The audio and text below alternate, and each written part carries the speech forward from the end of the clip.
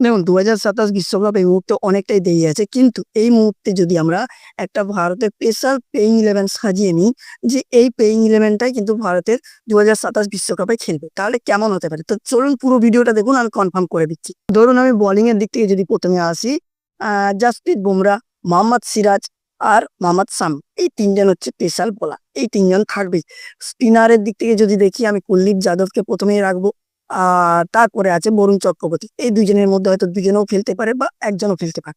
অলরাউন্ডারের দিক থেকে যদি বলি আমি, রবীন্দ্র জাদেজা আর হার্দিক পান্ডা, এই ২ জন ছাড়া আর কোনো অলরাউন্ডারের দরকার নেই। ব্যাটিং এর দিকে যদি আমি এবারে চলে আসি, তাহলে আমি ১ম এ বলব রোহিত শর্মার সাথে অভিষেক শর্মা ওপেনিং করুক। জয়সওয়ালকে আমি একটু বাদ রেখেছি। রোহিত শর্মার সাথে ওপেনিং থাকবে অভিষেক শর্মা। তারপরে বিরাট কোহলি। এরপরে কিন্তু ৪ নম্বরে যে থাকবে সে হচ্ছে শ্রেয়াস আয়ার। ৫ নম্বরটা নিয়ে কিন্তু একটা বিরাট সংশয় হতেই পারে। তো আমি ৩ জনকার নাম বলছি, আপনাদের কে বেস্ট সেটাও কিন্তু বলবেন। ১ হচ্ছে শুভমান গিল, ২ হচ্ছে তিলক বর্মা, ৩ হচ্ছে ঋতুরাজ গায়কোয়াড়। আপনাদের স্পেশাল কে সেটা কিন্তু এই ৫ নম্বরের জায়গাটা আপনারাই বসাবেন, ঠিক করবেন। বাট আমার তো মনে হয় অভিজ্ঞতার দিক থেকে দেখতে গেলে আমি শুভমান গিলকেই দলে রাখবো।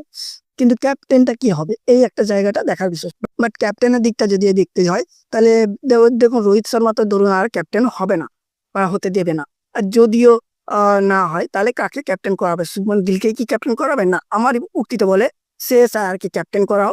বাট এবারে কে রাহুল বা শুভমান গিল যে হোক ভাইস ক্যাপ্টেন হোক, অসুবিধা নেই। আর যদি রোহিত শর্মা ক্যাপ্টেন হয়, তাহলে তো কোনো কথাই নেই। তাহলে তো বললে। আপনার কি মনে হয়? অবশ্যই কমেন্টে জানান।